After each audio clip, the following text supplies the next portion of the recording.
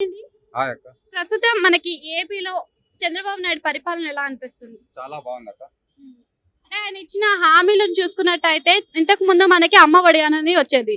So ఇప్పుడు విద్యా సంవత్సరం స్టార్ట్ అయింది. మరి ఇప్పటి వరకు తల్లికి వందనం అన్నారు కానీ ఎవరికి పడలేదు అన్నారు. దానికి గల రీజన్స్ ఏంటి? తల్లికి వందనం అంటే పడతాయి. ఇప్పుడు కేంద్రం బడ్జెట్ కొంచెం దాని మీద అంతా 15 లక్షల కోట్లు దాని మీద తీసుకుంటున్నారు కదా. ఇప్పుడు తీసుకునేకి ఉన్నాయి కాబట్టి తీసుకొస్తారు అక్క. ఎటువంటి పరిస్థితి ఏం లేదు. ఉంటూనే బాగుంటది. అంటే ఆయన ఇచ్చిన సంక్షేమ పథకాలు చూసుకున్నట్టయితే గ్యాస్ సిలిండర్స్ ఫ్రీగా ఇస్తాను అని అంటున్నారు. ఇప్పటికే రాష్ట్రం చాలా అప్పులతో ఉంది. మరి వీటి ప్రకారం వెళ్తే మరి ఎక్కడి నుంచి రెవెన్యూ అనేది సంపాదిస్తారు?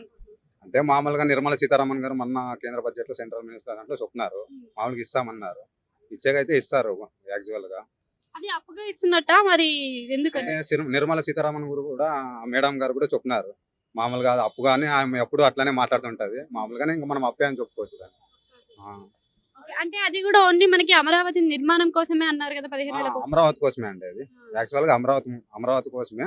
ఆ, మామూలుగా పోలవరం బడ్జెట్ కింద అది కూడా సమావేశం నెక్స్ట్ ఏమైనా సమావేశంలో ఉంటుంది.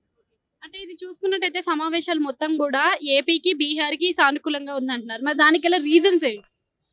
అది ఏంటంటే ఇప్పుడు సిచ్యువేషన్ కూడా దాన్ని బట్టి పోతే మనకు ఆంధ్రప్రదేశ్ కూడా సపోర్ట్ చేస్తారండి. ఎందుకంటే కూటమి కదా, బీజేపీ ఉంది, జనసేన ఉంది. ఇప్పుడు ఎన్డీఏ కూటమి కాబట్టి ఏదైనా కూడా ముందు నాకు తెలిసి అది బెటర్ అనిపిస్తుంది. ఎందుకంటే సిబిఎన్ పరిపాలన వన్ ఆఫ్ ద బెస్ట్ అనిపిస్తుంది నాకు తెలిసి. అంటే ఇప్పుడు చూసుకున్నట్టయితే ప్రస్తుతం పరిస్థితులను బట్టి జగన్ కూడా వ్యతిరేకత చూపించి ధర్నా చేస్తున్నారు కదా 36 హత్యల గురించి. దానిపైన మీ అభిప్రాయం ఏంటి? చేస్తున్నారు. ఇంకా ఇప్పుడే గవర్నమెంట్ ఇప్పుడు వచ్చింది కాబట్టి నారా లోకేషన్ కూడా చాలా అద్భుతంగా చేస్తున్నాడు. కాబట్టి ఇంకా ముందు ముందు చేస్తాడండి. కాకపోతే ప్రతి ఒక్కరు తెలుసుకోవాలా. మనం కూడా ఇంకా ఇప్పుడే కదా గవర్నమెంట్ వచ్చిండేది. 36 కేసులు ఇంతకు ముందు వాళ్ళ గవర్నమెంట్లు కూడా చాలా జరిగినాయి. ఇట్లాంటివి చేస్తారు, తప్పకుండా చేస్తారు. అంటే పవన్ కళ్యాణ్ దీని దేనికి కూడా స్పందించట్లేదు కదా మరి ఎందుకని? స్పందించడం లేదంటే స్పందిస్తున్నారు. మనం అనుకుంటున్నాం స్పందించడం లేదు. అన్ని దాంట్లోనే ఆ విజయం మీద ఉన్నాడు. యాక్టివ్గానే ఉన్నాడు.